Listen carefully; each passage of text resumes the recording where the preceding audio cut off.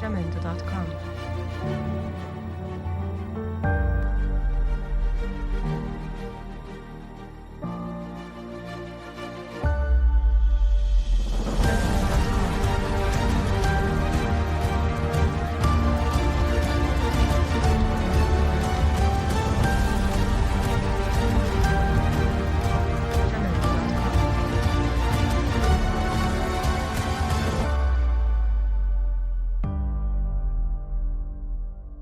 No, ya ve.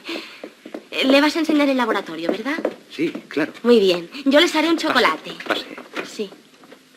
Por favor, quite esas carpetas y siéntese. Bueno. El caso es que yo las había dejado por aquí, pero ahora no las encuentro. No sé, tengo que descubrir un medio de organizarme. No sé. A ver, aquí tampoco. Bienvenidos a una nueva clase flipada de biología. Hoy vamos a comenzar el último de los temas del bloque de mitología. Es un tema, hay muchas cosas revueltas, muchas cosas de repaso, y bueno, que va a ser cortito, así que tardaremos poco. Y justamente vamos a empezar conociendo a los protagonistas de la teoría celular. Por supuesto, uno de ellos, don Santiago Ramón y Cajal, a quien estáis viendo en este vídeo preocupándose por la historia del mecano y el microscopio. Bien, vamos a comenzar.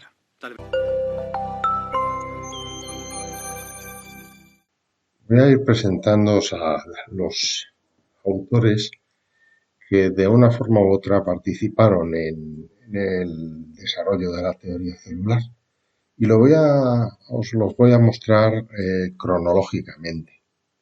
El relato empieza en 1665 con Robert Hooke. Robert Hooke fue un científico genial, contemporáneo de Newton, con el que tuvo alguna polémica. Y aquí en concreto nos importa porque fue el primero en utilizar la palabra célula.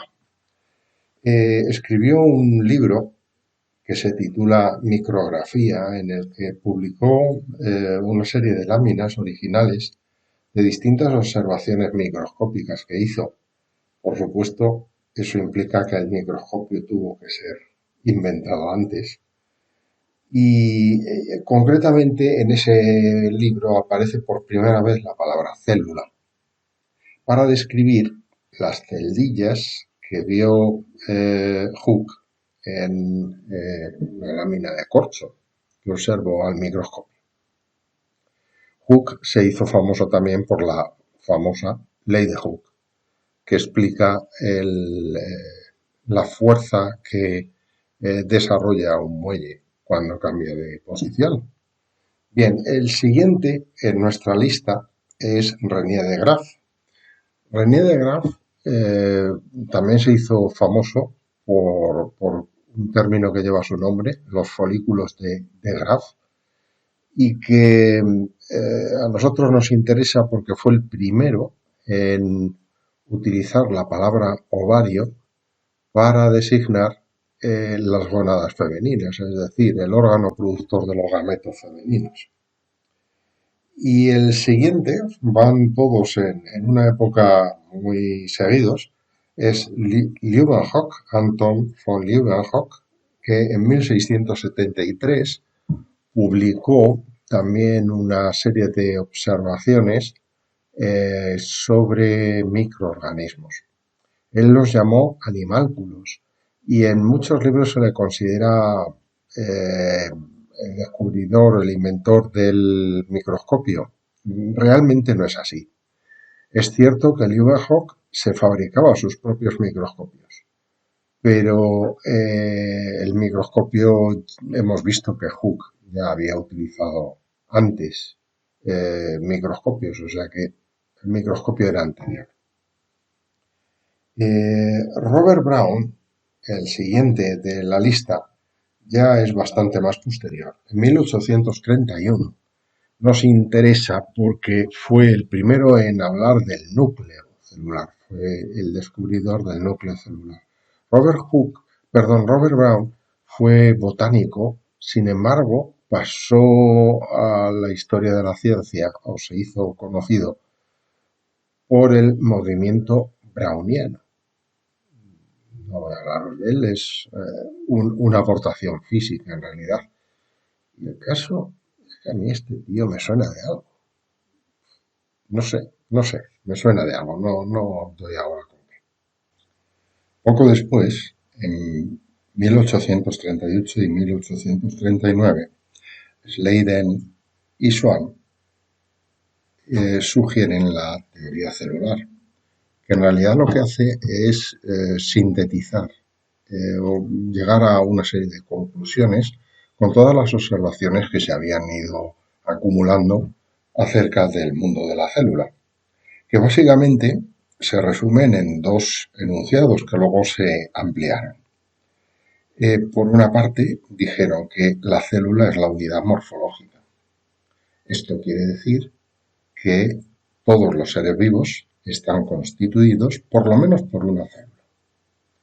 Si nos paramos a analizar pues de qué está formado un órgano en los organismos pluricelulares, vemos que efectivamente los órganos están formados por células y que en el caso de los microorganismos todo el organismo es una célula. De modo que efectivamente la unidad morfológica, la unidad que origina la forma de los seres vivos, es la célula. Y el segundo enunciado que propusieron es que la célula es la unidad estructural y fisiológica. Es decir, el funcionamiento de cualquier ser vivo, incluidos los pluricelulares, a fin de cuentas depende de cómo funcionan las células. Por ejemplo, el movimiento en un organismo pluricelular, a fin de cuentas, se debe al movimiento producido por las fibras musculares. Lo importante, en este caso, rápidamente fueron dos proposiciones muy aceptadas en el mundo científico del siglo XIX, porque Schleiden era botánico y Schwann era zoólogo. Entonces, habían abarcado, sus observaciones abarcaban todos los tipos de seres vivos que se conocían en aquel momento. La teoría celular se completó en 1858, que fue el momento en el que otro fisiólogo, Virchow, enunció el tercer enunciado, que dice que toda célula proviene por división de otra célula, es decir, incluye la reproducción en el ámbito de la teoría celular. Hay unos cuantos nombres más que añadir y que aportaron alguna novedad a estos enunciados. Strasburger, en 1879, fue el primero en describir la cariocinesis o mitosis, con lo cual aclaraba todavía más y dejaba totalmente demostrado el enunciado que había incluido Virchow en 1858. Un poquito más tarde, Baldeyer, en 1890, fue el primero en acuñar dos palabras que ahora utilizamos muy comúnmente: cromosomas y neuronas. Y por último, un español. Sí, increíble, ¿verdad? Ramón y Cajal, en 1899, amplía la teoría celular, el ámbito de aplicación de la teoría celular, al tejido nervioso, cosa que hasta ese momento no estaba clara. Y gracias a las observaciones y a las magníficas ilustraciones que realizó Ramón y Cajal, pudo demostrar que efectivamente la teoría celular se cumplía también para el caso de las neuronas.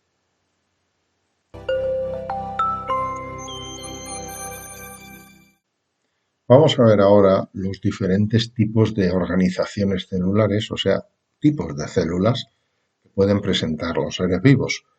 Realmente es un repaso de cosas que ya hemos visto. Tradicionalmente se distinguen dos tipos principales, que son las células procariotas y las células eucariotas, cuya principal diferencia es la ausencia de núcleo en las procariotas y también la ausencia de todo tipo de orgánulos membranosos en las células procariotas. Esta tabla, que ya conocéis porque la hemos utilizado en el tema de las células procariotas, reúne las principales diferencias que os tenéis que saber entre las células eucariotas y las células procariotas. De modo que no voy a repetir lo que ya hemos visto.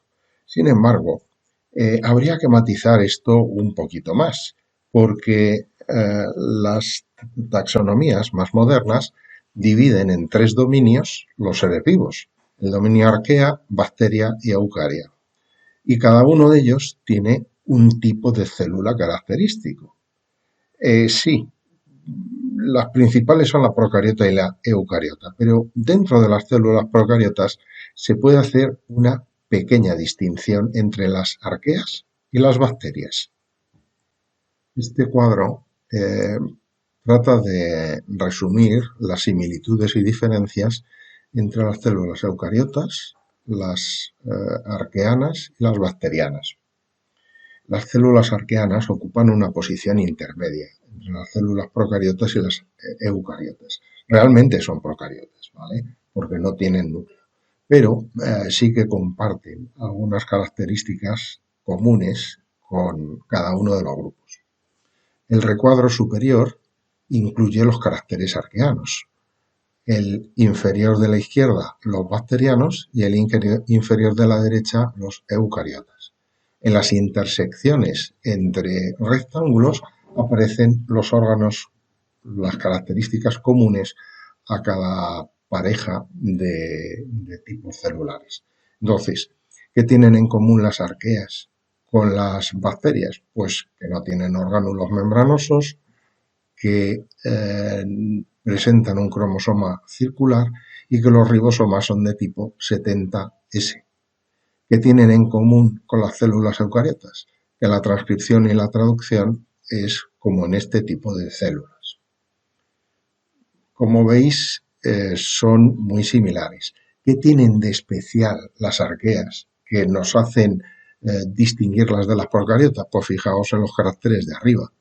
La pared es de pseudopéptido-glucano, un polisacárido distinto del que presentan las bacterias, y los lípidos de membrana son isoprenoides y presentan enlaces de tipo éter, es decir, la membrana plasmática es también ligeramente distinta tanto de las procariotas como de las eucariotas.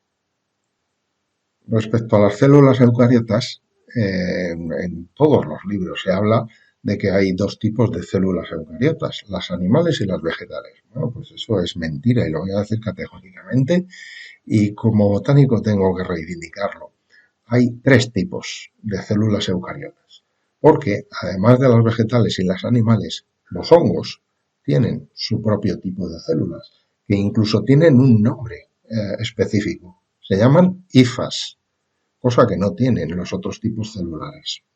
Bueno, en esta tabla tenéis resumidas las diferencias entre los 3 tipos de células.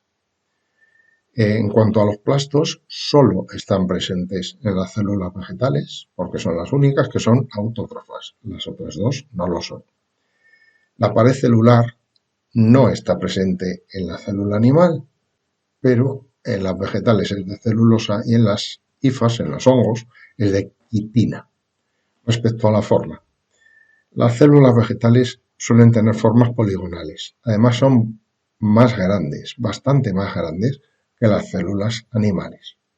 La forma de las células animales es variadísima. No se puede establecer ni siquiera una de tipo genérico porque es que las hay de muchas formas.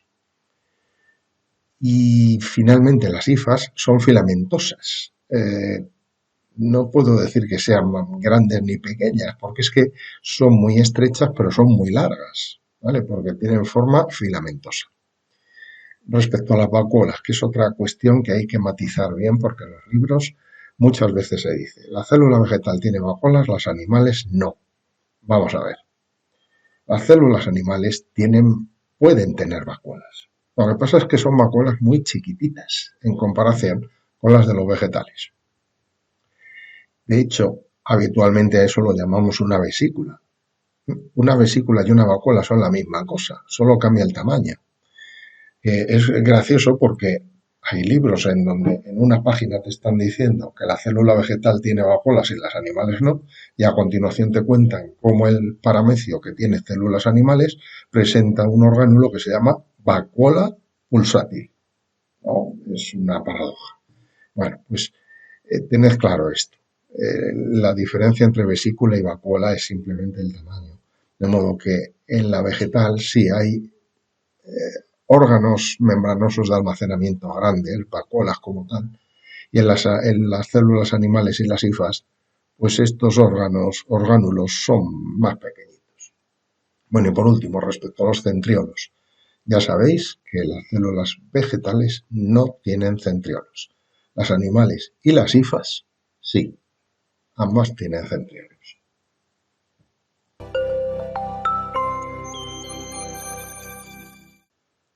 Vamos a terminar el vídeo hablando de la teoría endosimbiótica o de la simbiogénesis que propuso esta señora, Lynn Margulis, que murió no hace mucho, en 2011, y que permite explicar la evolución desde la célula procariota a la célula eucariota. Desde luego, lo más inmediato que tiene que explicar una teoría de este tipo es la formación del núcleo.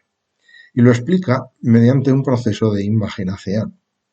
La membrana plasmática, tendría que sufrir una invaginación, es decir, una deformación hacia el interior, para aumentar su superficie, por ejemplo. De esta manera, la célula, al disponer de más superficie, puede intercambiar sustancias más fácilmente con el medio. ¿Esta suposición es viable? Pues hombre, sí, porque vemos en la actualidad que hay algunas células procariotas que tienen mesosomas, es decir, imaginaciones hacia el interior, y que frecuentemente en estas imaginaciones está asociado el ADN, está adherido a la membrana, a la cara interna, y también ribosomas. Y esto va a ser importante porque la imaginación, a medida que progrese, cuando termine de cerrarse, formará el mesosoma, terminará formando la envoltura nuclear, y el resto, que queda aislado por fuera del núcleo, va a dar lugar al retículo endoplasmático, como podéis ver en esta secuencia de dibujos. Por supuesto que una vez explicado cómo se ha formado el retículo endoplasmático, podemos explicar ya la formación del aparato de Golgi, de lisosomas, de vacuolas, de gránulos de secreción, de peroxisomas, etc. Es decir, conseguimos explicar no solo la formación del núcleo, sino también la formación de todos los orgánulos membranosos que tienen las células eucariotas. Con esto hemos conseguido que se origine a partir de una célula procariota primitiva, una célula eucariota, pero eucariota anaerobia, es decir, eucariota que no sabe utilizar el oxígeno. ¿Por qué? Pues porque no tiene mitocondrias todavía. Sería esta célula de aquí, sería una célula eucariota sin mitocondrias, o sea, anaerobia. ¿Vale? Una de estas células procariotas puede sufrir una mutación y adquirir la habilidad para utilizar el oxígeno. Sería esta otra célula. A partir de una célula procariota tendríamos una célula procariota, pero ahora aerobia, que conviviría con las células eucariotas anaerobias. Claro, al ser anaerobias, tienen que ser también heterótrofas. Y como son heterótrofas, una de las formas de alimentarse que pueden tener es fagocitando a células procariotas. Por ejemplo, imaginaos que ahora una célula eucariota anaerobia fagocita a una procariota aerobia, como tenemos aquí. La célula procariota quedaría dentro de la eucariota rodeada por una segunda membrana, que sería la correspondiente a la vesícula. Pero pensad por un momento, y aquí es donde interviene la teoría endosimbiótica, Pensad por un momento que la célula hospedadora, en lugar de digerir a la célula recién fagocitada, lo que hace es mantenerla sin digerir. Pues la puede suministrar alimento fácilmente y a cambio la célula aerobia puede producir una gran cantidad de energía, de una forma mucho más eficaz que cuando la célula es anaerobia. Si esta relación se estabiliza, al final lo que tenemos es una célula eucariota aerobia y la célula fagocitada habrá dado lugar a una mitocondria. De esta manera se piensa que por medio de una simbiogénesis se formaron las mitocondrias. Y solo nos queda por explicar el origen de los cloroplastos. Bueno, pues si las mitocondrias parecen proceder de células procariotas aerobias, los cloroplastos parecen proceder de células procariotas autótrofas.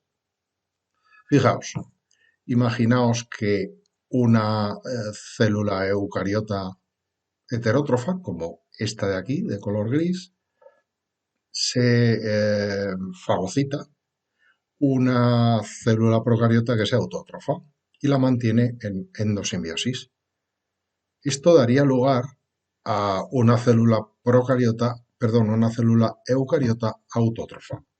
Este tipo de endosimbiosis se llama endosimbiosis primaria y es la que se supone que dio lugar a las algas rojas y las algas verdes.